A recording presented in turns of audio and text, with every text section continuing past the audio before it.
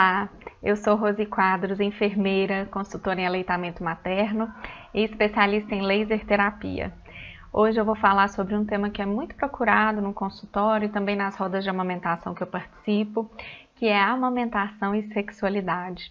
Nessa palestra eu quero ajudar você e seu companheiro, o casal, a voltar a se entender, a se reencontrar nesse novo contexto que é uma família com um bebezinho no meio, ou com mais de um, né? No caso de um segundo, um terceiro filho. Eu espero que essa palestra seja bastante proveitosa para você e que faça diferença na sua vida. Antes de começar a falar sobre o tema, queria te contar um pouquinho sobre mim rapidamente, só para você conhecer quem está falando para você, né? Eu sou a Rose, como eu disse, eu tenho formação em enfermagem, formei em 2009 e durante a minha caminhada eu tive outros trabalhos, trabalhei em outras áreas, até no blog eu conto um pouquinho isso, mas quando eu engravidei, quando eu decidi engravidar, senti o desejo de engravidar, eu voltei novamente os meus estudos para a área de saúde, porque eu queria receber meu neném da melhor maneira que eu pudesse.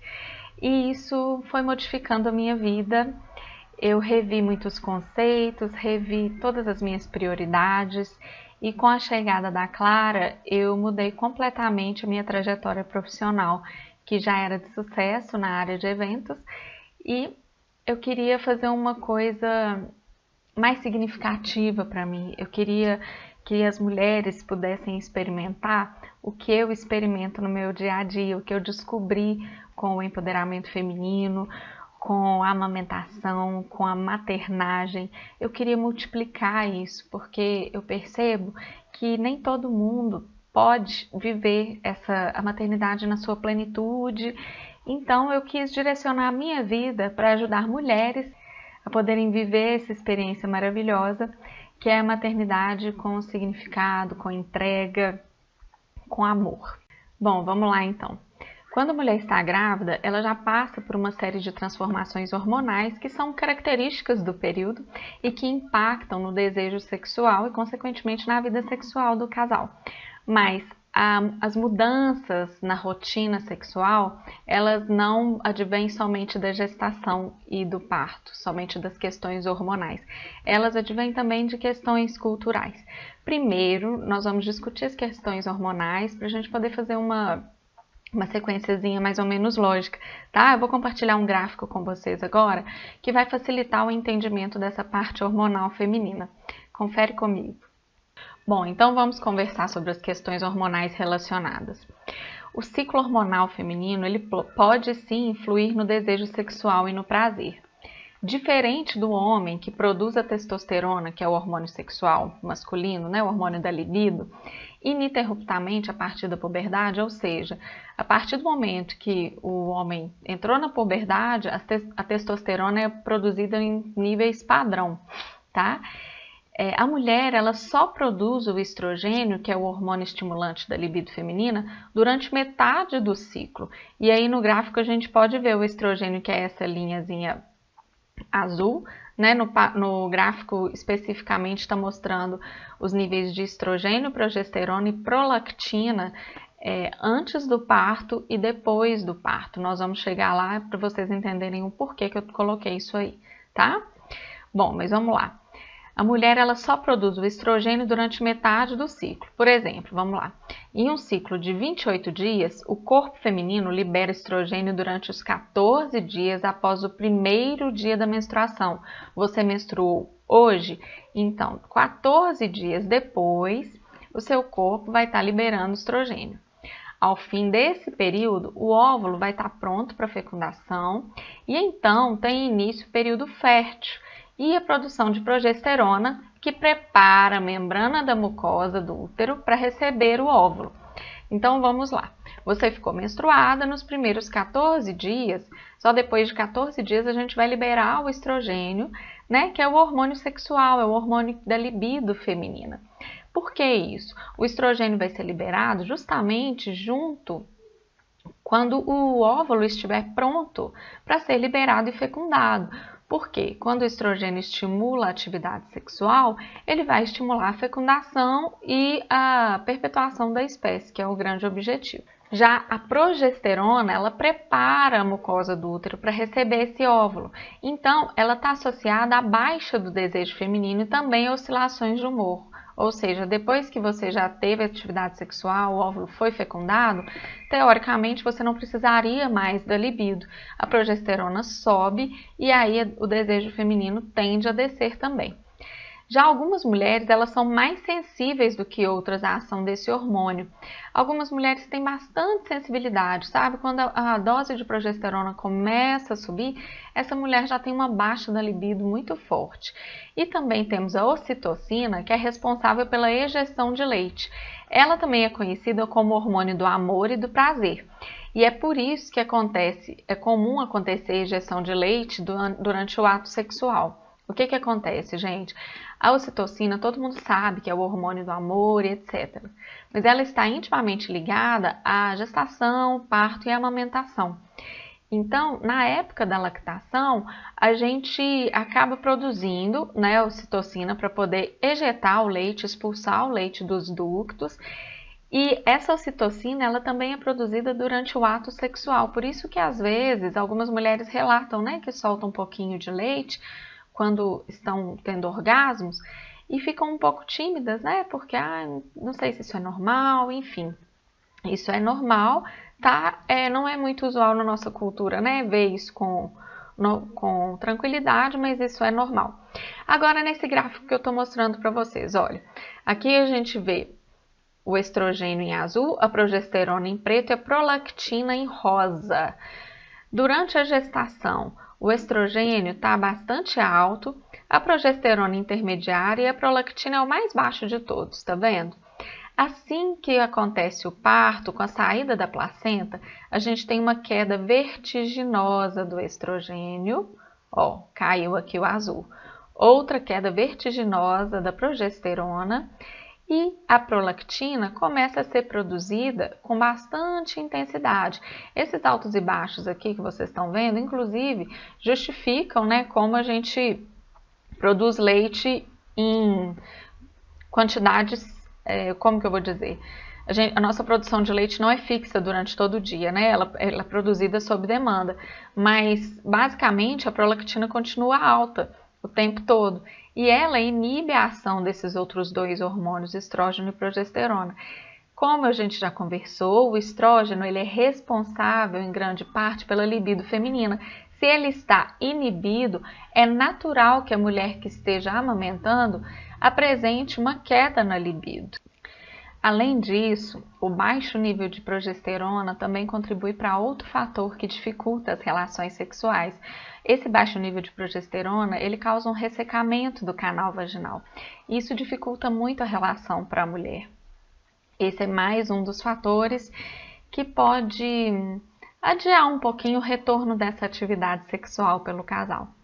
Mas é importante a gente salientar aqui que, de forma nenhuma, o retorno da atividade pela mulher, ele é dificultado somente pela parte hormonal, tá? Na verdade, na nossa cultura ocidental, grande parte desse retorno, ele é dificultado, na verdade, por questões antropológicas, questões culturais mesmo. Vamos entrar um pouquinho nesse meandro? Bom, com a chegada de um bebê, a organização da estrutura familiar, ela sofre uma alteração muito profunda.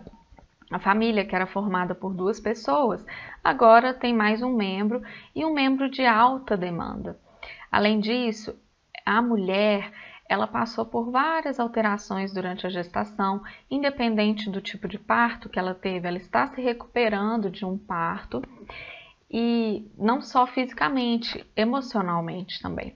Então, a gente tem essa questão organizacional da casa, nós temos a questão organizacional do casal, daquela dinâmica, da rotina do casal em si, como era o dia a dia deles, como está sendo agora, eles ainda não sabem como vai ser a rotina ali. A questão da alta demanda do recém-nascido, principalmente pela mãe, porque o nenenzinho, assim que ele nasce, ele precisa mamar o tempo todo. O estômago dele nasce bem pequenininho e o leite materno, ele além de água, ele é alimento, além de alimento, ele é água também. Então o neném mata a fome e a sede dele ali. Acrescenta-se aí que o neném acabou de sair de dentro da mãe dele, chegando num mundo totalmente diferente, com coisas que ele nunca viu, que ele não conhece, então ele tende a se voltar para a única coisa que ele conhece, que é a mãe. Essa alta demanda em cima, principalmente da mãe, faz com que ela esteja exaurida de forças, né? A gente vê mães que não conseguem dormir, principalmente no primeiro mês do bebê. A privação de sono, ela mexe muito com o humor de qualquer pessoa. Mães que ficam, ai, mas ela tá mamando, ele tá mamando o dia inteiro, de hora em hora, tem 20 minutos que saiu do meu peito, já quer mamar. Às vezes eu escuto mulheres com relatos de, nossa, mas eu tô cheirando leite o dia inteiro, minhas roupas estão todas cheirando leite, hoje eu não consegui tomar um banho, não consegui pentear o cabelo ainda, e já é meio-dia. Todo esse aprendizado, né, que uma mãe, principalmente a mãe de primeira viagem, passa com a chegada do neném, isso impacta na libido da mulher e até na libido do homem também, ou do parceiro, do companheiro. Isso tudo, nós não somos seres que nos isolamos das questões que nos rodeiam, né? E o sexo, para acontecer, ele precisa de uma mente muito tranquila, muito aberta e muito conectada com o parceiro. Coisas que a mulher, neste momento, não consegue fazer. Porque, biologicamente, ela foi desenhada para o puerpério, ela estar com a cabeça, o corpo, a mente, o coração voltado exclusivamente para o neném. Esse é o momento do neném. E por que a natureza fez isso? Para garantir a sobrevivência da espécie, né? A gente precisa disso porque o nenenzinho, ele é completamente dependente. Ele não anda, ele não fala. A única coisa que ele sabe fazer é chorar, né? Mamar, fazer xixi, cocô. Ele precisa de alguém que supra as necessidades dele. E a única pessoa que ele conhece naquele momento é aquela que carregou ele por 9 meses. Então, é interessante para a gente, como espécie, que nós mulheres nos organizemos assim. Por isso que muitas mulheres falam, o puerpério é um período meio nublado, e é mesmo, porque a gente tende a regredir um pouquinho para atender as necessidades desse neném, e com isso, o relacionamento conjugal, o relacionamento com o parceiro, com a parceira, ele fica um pouquinho de lado. Muitas vezes não é muito, mas é um momento, ele é crucial para aquele bebê, para aquela mãe, para eles se conhecerem, ajustarem os ponteiros, as demandas, um conhecer as necessidades do outro. E naquela dia de mãe e bebê, o companheiro, quem estiver apoiando a mulher, ele tem que entrar num papel coadjuvante mesmo. Um papel de, olha, ela está amamentando, ela está cansada, ela está fazendo o neném dormir, eu vou fazer uma comida, eu vou fazer supermercado, eu vou cuidar das outras questões para que ela possa ser mãe plenamente, pelo menos nesse período inicial. E para isso, o sexo acaba ficando em segundo plano também. A gente tem que pensar aí também nas questões relacionadas à saúde física mesmo, né? O parto, ele, independente da via de parto, ele vai deixar algumas sequelas, algumas consequências no corpo da mulher. E a mulher precisa desse tempo para se recuperar. Eu costumo dizer que durante 9 meses esse bebê modificou o corpo feminino. Não dá para achar que o neném saiu e imediatamente o corpo da mulher está pronto para qualquer tipo de atividade como estava antes. É necessário sim um resguardo, um cuidado para consigo, um cuidado para com as possíveis feridas, pontos, o repouso necessário dentro, né, da medida do possível. Isso é necessário para que a mulher retorne à atividade sexual com prazer. Porque quando a gente não faz esse resguardo de maneira correta, de maneira tranquila, podem ficar algumas sequelinhas, né? Principalmente para quem tem alguma laceração do parto ou para quem fez cesárea e está com a cicatrização em andamento. É importante preservar esse momento. Em um webinário que eu fiz, inclusive, a gente teve uma discussão muito interessante, eu fiz a respeito desse tema. A gente teve uma discussão interessante sobre uma questão que é triste a gente ter que falar sobre ela, mas é a realidade da maioria das mulheres e a gente vê isso em consultórios, né? Muitas mulheres temem negar o sexo, pôr um freio no parceiro, na parceira. Elas temem perder aquele relacionamento. E existe toda uma cultura que sustenta esse tipo de pensamento, dizendo que se você não suprir essa necessidade do seu companheiro, ele vai procurar em outro lugar. Como eu disse, é uma coisa desagradável de eu falar, mas eu abordei porque teve muitas perguntas nesse sentido e no próprio consultório a gente recebe esse tipo de relato. Eu acho que nesse ponto, o que eu aconselho para os casais é o seguinte: vocês precisam ter uma conversa clara e objetiva na medida do possível, porque no puerpério muitas vezes a mulher não consegue ser objetiva, então cabe ao parceiro entender e facilitar essa conversa. E nessa conversa precisam ser colocados os pilares que sustentam aquele relacionamento.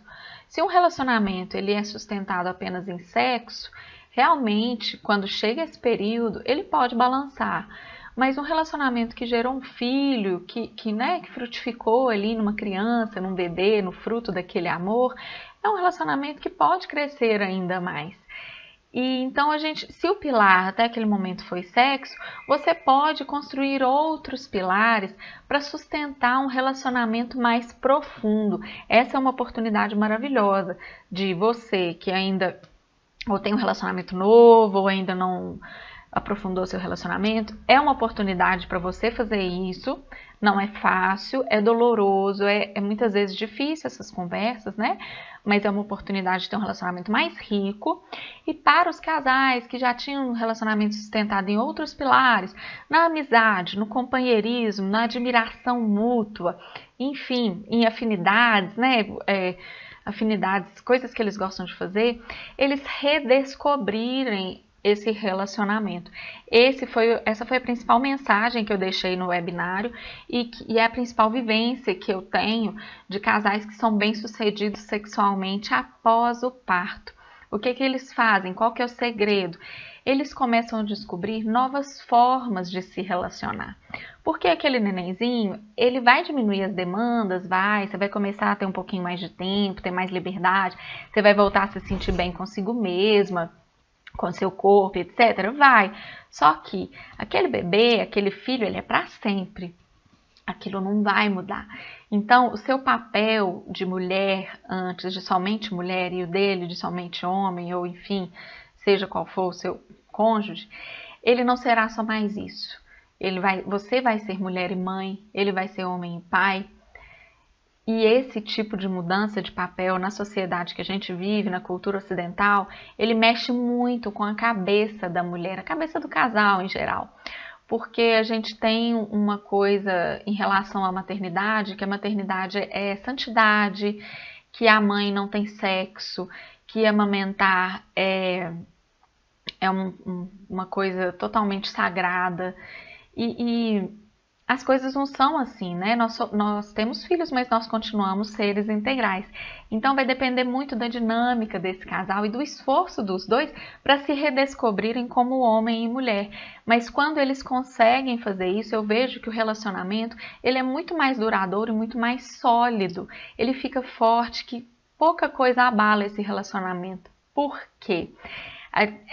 Esses casais, né, essas pessoas, elas passaram da fase do interesse sexual, da atração sexual, da paixão, passaram da fase da convivência, às vezes já tinham alguns anos de casado antes de ter o neném, tem a admiração mútua, a amizade, mas agora elas têm um objetivo maior, que é criar um filho, mas nem por isso elas deixaram de se curtir sexualmente falando. Rose, mas como é que eu vou fazer isso num ambiente tão tumultuado? Criança às vezes interrompe toda hora, minha filha ou meu filho não dorme muito tempo, ou eu não tenho quem fique com meu filho para poder dar uma saída com meu marido, com meu namorado, com a minha namorada. Então, por mais que a gente ache assim, quem tem babá, ou quem tem ajuda, ou quem mora perto da família, é tudo mais fácil, cada pessoa ela tem a sua dificuldade. Sabe? Cada pessoa tem as suas questões ali, cada casal, cada núcleo tem as suas dificuldades a serem superadas para fazer esse relacionamento continuar a dar certo.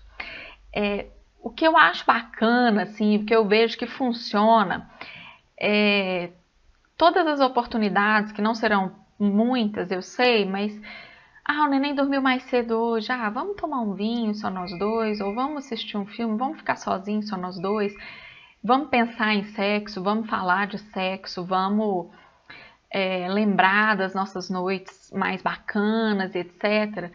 Nesses momentos que vocês tiverem um tempinho só de vocês dois, vocês vão precisar ter um pouquinho mais de foco para fazer um exercício mesmo de querer sexo. Pensar em sexo, falar de sexo, porque esse pensar, esse falar, esse ter desejos, fantasias, muitas vezes ele para de acontecer quando o neném chega na casa, né? Porque você está tomada de outros pensamentos e junto aquela questão da nossa cultura ainda valorizar a maternidade e a paternidade de santidade, né? Assexualizar a mulher e o homem, pai e mãe. Então esses momentinhos que vocês estiverem juntos, exercitem mesmo, pensem em sexo, conversem sobre sexo. Rose, mas eu ainda tô com pontinhos, eu tive laceração, tive um parto normal, ou eu ainda tô com dor na cicatriz da cesárea. Tudo bem. O sexo, ele é muito mais do que a penetração, né? Isso é muito falado, é até clichê, lugar comum falar isso, mas pouca gente lembra disso logo no pós-parto, sabe? E aí tem mais uma oportunidade para vocês se conectarem mais profundamente ainda.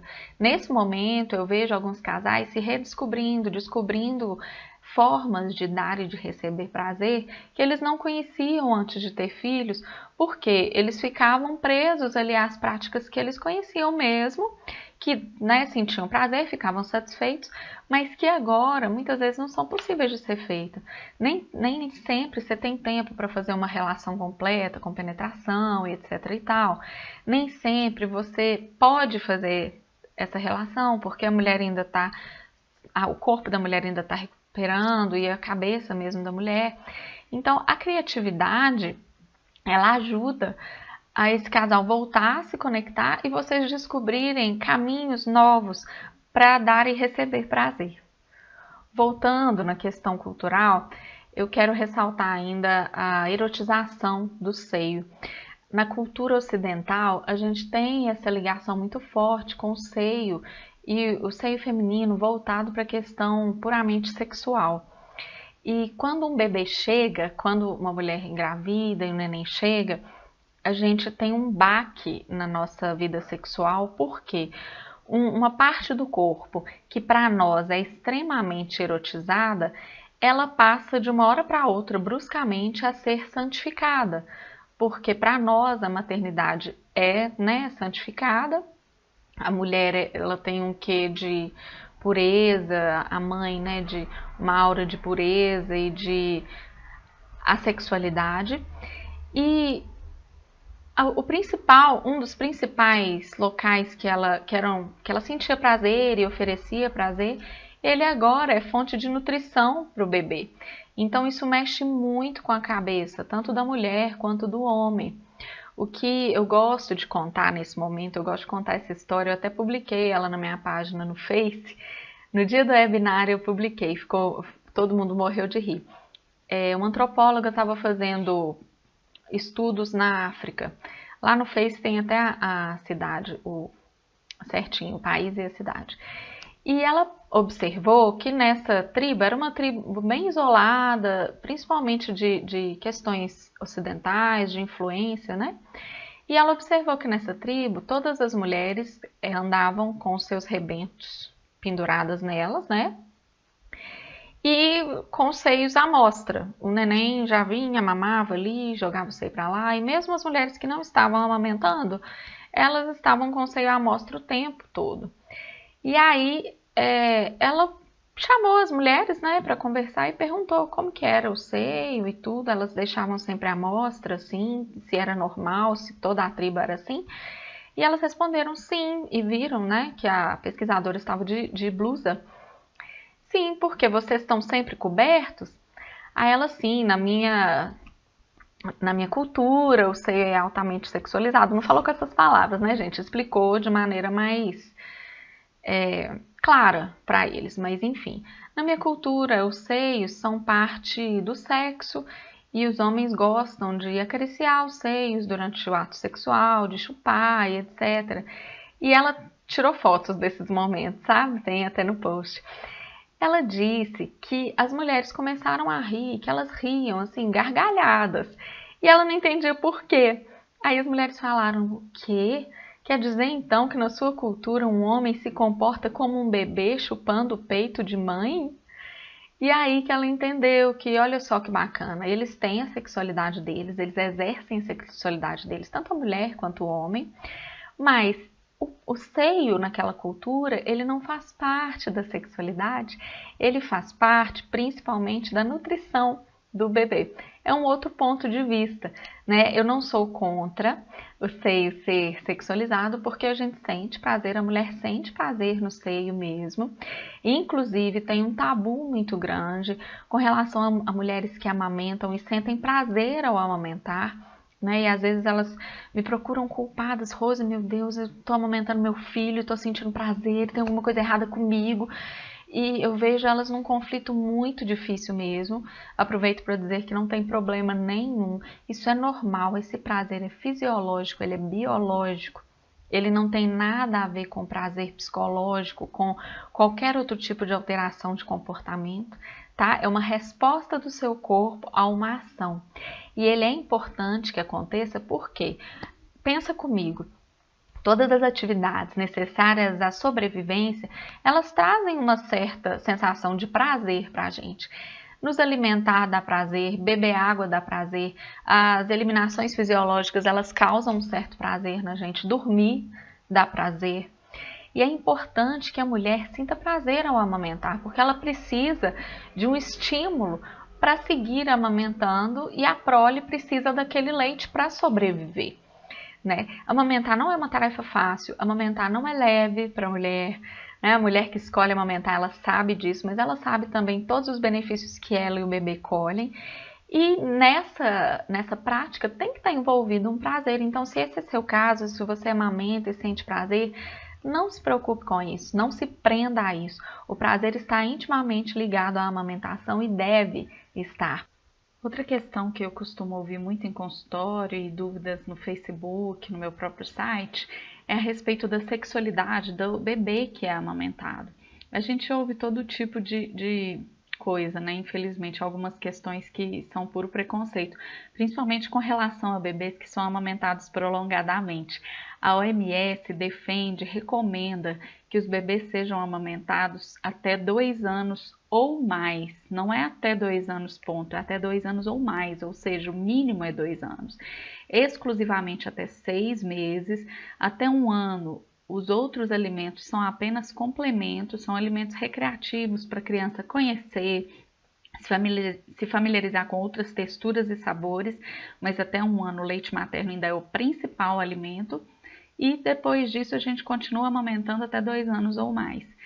Mas às vezes eu escuto pessoas dizendo assim, principalmente quando o bebê amamentado é menino, dizendo assim, ai, toma cuidado, viu? Porque isso pode afetar a sexualidade dele. Ah, ele é assim porque a mãe dele deu mamar para ele muito tempo. Essa relação, ela não existe, tá? Pelo menos documentada cientificamente. Tá bom? O que a gente vê é que os bebês que são amamentados, eles resolvem a fase oral deles de forma mais completa, mais plena do que os outros bebês. E isso tem consequências para o resto da vida, com relação a compulsões, por exemplo, compulsão alimentar, compulsão por fumo e outras compulsões relacionadas à oralidade. Né? Esses bebês, eles têm menos tendência a ter esse tipo de coisa. E a amamentação, ela não influencia na opção sexual de qualquer indivíduo e nem na sexualização exacerbada de um bebê, né? Tem gente que eu já escutei falando assim, ah, isso aí vai despertar a sexualidade muito mais cedo no neném. Não tem nada a ver. Essa relação não existe, o bebê vê o seio como um alimento, como nutrição física e psicológica. O amor que ele nutre por aquele seio, né? Que às vezes ele mama em um seio e tá fazendo carinho no outro, quando tá falando já fala, ah, mamar, eu amo mamar. Esse laço é um laço de um lugar seguro, de um lugar que ele tem aconchego, que ele é acolhido, que ele se sente seguro. E isso nada tem a ver com libido, com desejo sexual. Eu achei importante colocar isso nessa palestra, porque são coisas que a gente costuma ouvir, né, os ditos populares, e isso, quando a gente está num momento mais frágil, pode mexer com a gente. Então não deixa de amamentar por causa disso, não. Luta pela amamentação, luta pelo seu filho, pela saúde do seu bebê e também pelo seu relacionamento. A última coisa que eu quero deixar para vocês e que é muito importante, esse recado é para você, homem ou companheira que tenha uma mulher do lado que tenha tido filho, tá? Você que está do lado dessa mulher que acabou de se tornar mãe.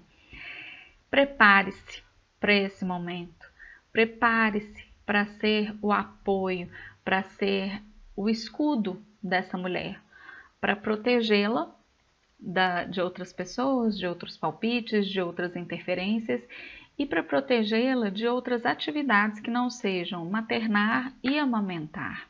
Entenda que esse período é um período dela e da cria. Você continua tendo um papel essencial, fundamental, mas não é o momento casal agora, é o momento mãe e filho. E você se colocando no seu papel ali de protetor, de apoio nas outras questões que essa mãe precisa, você vai estar exercendo o seu verdadeiro papel de companheiro dessa mulher. E principalmente sem pressão com relação a sexo, sem insinuações, né? Nem de brincadeira, sabe? Se alguém brincar com esse tipo de coisa, olha, vai procurar fora, hein? Se alguém brincar perto da sua companheira com relação a isso, corte, vete na hora, defenda veementemente, não aceite esse tipo de colocação e deixe sempre claro para sua mulher, para sua companheira, que você a ama, que você está com ela, independente de atividade sexual ou não. Afinal de contas, essa mulher ela não é um objeto. Ela é uma mulher que acabou de te dar um filho ou uma filha. Ela é um ser humano integral, ela é um espírito e, por tal, merece todo respeito, carinho e cuidado. Deixe isso claro para ela, porque muitas vezes no puerpério a gente fica num período meio nebuloso e é difícil a gente perceber essas coisas, tá? Respeite o tempo dela e com o tempo, né? O tempo vai trazer essas outras questões sexuais para vocês. E vocês investindo da forma, com as dicas que eu dei aqui nessa palestra, vocês podem ter certeza que vocês vão ter um relacionamento renovado, mais profundo e bem mais duradouro.